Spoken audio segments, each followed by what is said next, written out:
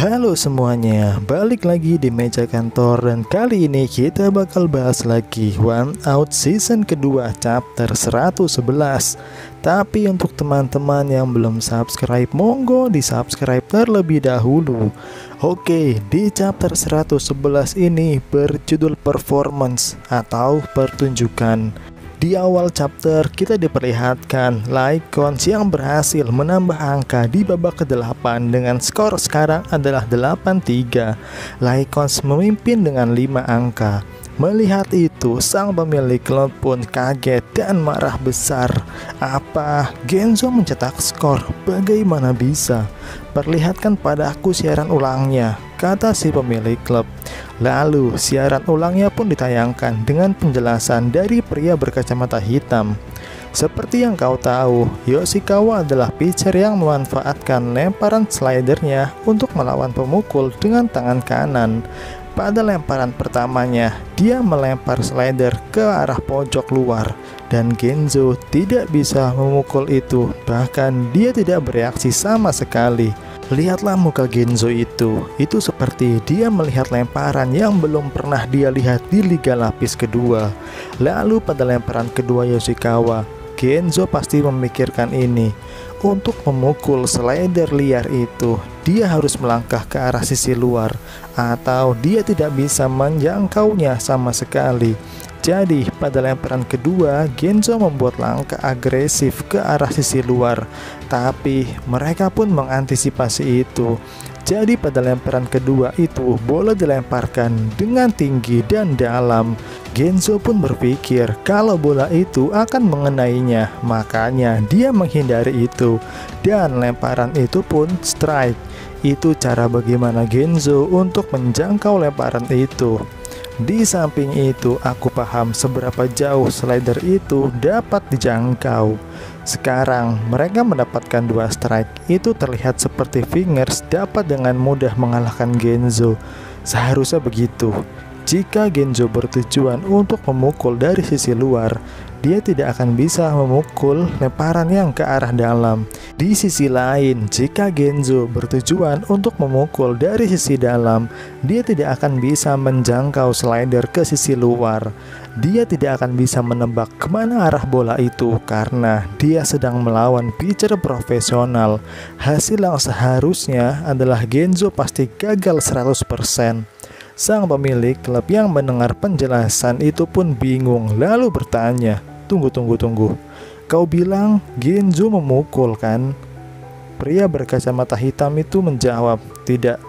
Bisa dikatakan dia tidak memukul. Lalu bagaimana bisa? Tanya si pemilik klub. Pria berkacamata hitam melanjutkan perkataannya. Kita tahu Genzo mendapatkan 2 strike. Dapat disimpulkan kalau dia pasti tidak akan bisa memukul lemparan dari pitcher itu.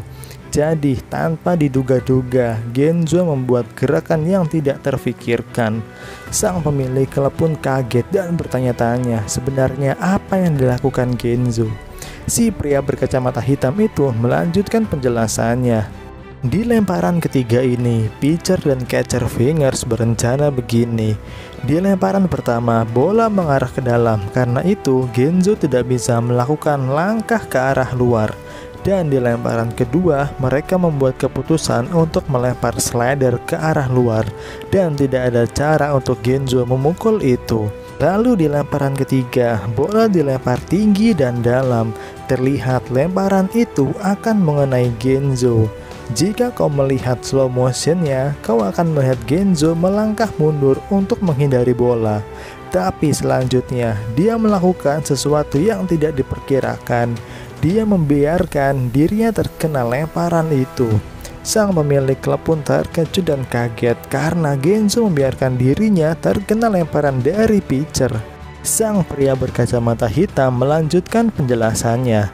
Ya, dalam sekejap Genzo yang mencoba menghindari bola itu, tapi tiba-tiba mati langkah dan terkena lemparan, seolah-olah dia sengaja untuk membiarkannya terkena lemparan itu. Di tengah lapangan terlihat Genzo yang sedang kesakitan karena terkena lemparan itu. Lalu Kojima yang di bangku cadangan berkata, Tidak mungkin, sesuatu seperti ini tidak bisa terjadi. Tokuchi yang mendengar itu pun angkat bicara. Kukuku, aku tahu ini akan terjadi. Lebih tepatnya, bisa dibilang aku memaksa hal itu terjadi.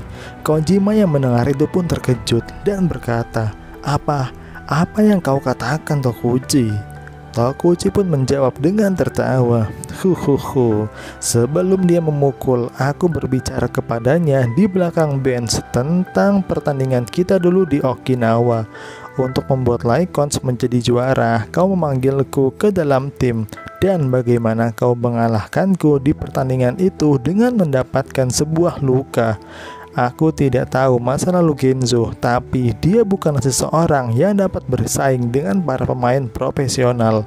Namun kau berkata kepadaku begini, dia seorang pemain yang mempunyai semangat lebih daripada pemain lain.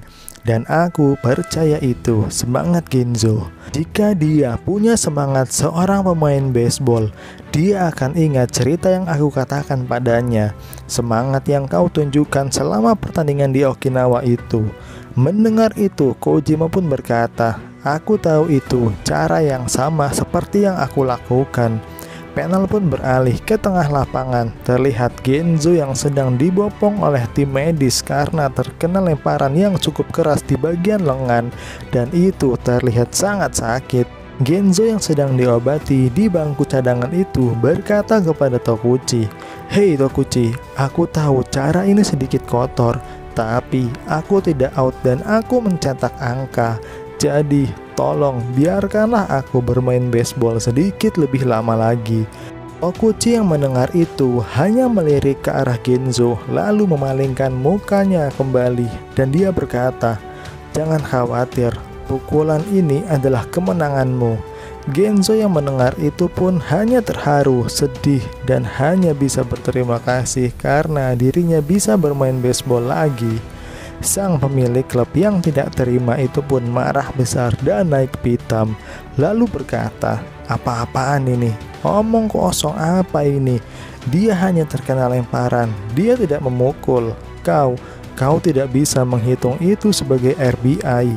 Lalu sang pria berkacamata hitam pun berkata, "Di dalam buku peraturan, kriteria RBI adalah semua run yang dicetak tanpa bantuan dari sebuah kesalahan dan masih bagian permainan dari pemukul itu mulai memukul sampai dia kembali ke home. Dengan kata lain, pemukul yang mencetak angka dari pitcher yang melempar ke arahnya itu terhitung sebagai RBI. Sang pemilik klub pun makin naik darah dan berkata, "Lalu bagaimana? Tapi dia sengaja untuk terkena lemparan di sana. Bagaimana bisa itu dihitung sebagai pukulan?" Tentang itu tenang saja, pelatih Finger saat ini sedang protes kepada wasit, kata si pria berkacamata hitam. Lalu di tengah lapangan, pelatih Fingers pun mulai melancarkan protesnya. Tidak, dia itu sengaja, semua orang melihat itu. Dia tidak melangkah mundur, ini tidak bisa dihitung sebagai hit by pitch. Setelah protesnya itu kepada wasit pun masih menganggap kalau Genzo itu tidak sengaja. Lalu pelatih Fingers pun berkata, Lycons itu bermain kotor, memberikan kesempatan misi bunuh diri untuk batter yang tidak bisa memukul. Lalu tanpa disangka-sangka, Tokuchi pun angkat bicara, membalas perkataan pelatih Fingers itu. "Apa? Bermain kotor? Kau berbicara terlalu banyak. Dan misi bunuh diri itu sangat tidak realistis. Kita memimpin dengan skor yang besar. Lalu kenapa kita harus mengambil resiko untuk mendapatkan luka dari fastball profesional ke badan pemain kita? Oh, aku tahu. Pitchermu yang melempar fastball ke orang itu tidak takut untuk mengenainya, kan? Tidak ada yang berbicara seperti itu," kata pelatih Fingers. Lalu Tokuchi berkata dengan keras, "Jadi berhentilah protes. Dia itu berusaha untuk menghindari lemparan yang tidak mungkin untuk dipukul. Kau mau membuat pemukul kehilangan keseimbangan, tapi kau tidak ingin untuk lemparan itu terkena pemukul. Jadi siapa yang tidak punya nyali, hah? Kau tidak becus untuk melempar ke arah dalam." Pelatih Fingers pun hanya panik dan tidak bisa menjawab perkataan Tokuchi itu. Lalu semua orang terkejut dengan teriakan Tokuchi itu yang membuat pelatih Finger sampai jatuh ke bawah. Pemandangan yang luar biasa. Dia adalah orang yang sudah berkecimpung di dunia baseball profesional selama 40 tahun. Tapi Tokuchi yang anak baru itu hanya memandang rendah ke arahnya. Setelah itu pelatih Fingers pun kembali ke bench. Itu terlihat seperti teriakan Tokuchi berhasil. Pelatih Fingers pun menyerah dengan persoalan itu dan Lycons tetap mendapat poin. Terlihat Tokuchi yang tertawa dengan penuh rasa kemenangan. Terlihat sangat arogan dan kurang ajar. Apakah pernah ada seorang Rocky yang kurang ajar di dunia baseball? Ya, sepertinya dia adalah satu-satunya. Melihat Lycons yang tetap mendapatkan poin itu, sang pemilik klub pun semakin marah karena menurutnya itu sangat tidak adil. Lalu di stadion terlihat semua orang membicarakan hal yang terjadi selama pertandingan ini. Mulai dari Genzo yang terkena lemparan, pelatih Fingers yang kalah debat dengan Tokuchi dan bahkan dibentak. Semua itu membuat stadion berdengung dengan suara para penonton. Bahkan para pemain pun ikut membicarakan hal itu. Saat pemukul berikutnya, yaitu Kurai akan memukul, suara bising itu masih terdengar. Tapi ada satu orang yang melihat itu dengan tenang. Ya, dia adalah Tokuchi. Tokuchi yang berada di bangku cadangan hanya berkata, sangat lemah, benar-benar sangat lemah. Jika kau juga lemah, kau akan mati. Lalu di saat semua orang masih membicarakan hal itu, Yoshikawa bersiap-siap untuk lemparan berikutnya. Kurai pun sudah siap di kotak pemukul dan lemparan pertama pun dilesatkan. Semua orang yang masih acuh dengan pertandingan yang sedang berlangsung itu. Tapi tiba-tiba Kurai memukul dengan squeeze. Semua orang kaget terkejut karena pukulan Kurai itu menghasilkan angka tambahan untuk Lycons. Sang pemilik klub pun panik luar biasa karena dengan angka yang bertambah itu juga membuat gaji Tokuchi pun bertambah. Lycons mengambil keuntungan dari kekosongan Fingers itu. Ini semua adalah rencana dari Tokuchi, membuat Genzo mengambil resiko untuk terkena lemparan, berdebat dengan pelatih Fingers, dan semua itu membuat Fingers lengah dan memberi Lycons celah. Itu adalah sebuah pertunjukan. Sang pemilik klub pun masih tidak terima karena saat ini kondisinya benar-benar terbalik. Pemain yang sebenarnya tidak akan membuat celah bagaimanapun kondisinya. Dia akan habis-habisan untuk mendapatkan angka. Chapter 111 pun selesai. Dan inilah review dari One Out season kedua chapter 111. Untuk teman-teman yang belum subscribe, monggo di subscribe terlebih dahulu. Dan jangan lupa like dan share serta sawer orangnya. Terima kasih.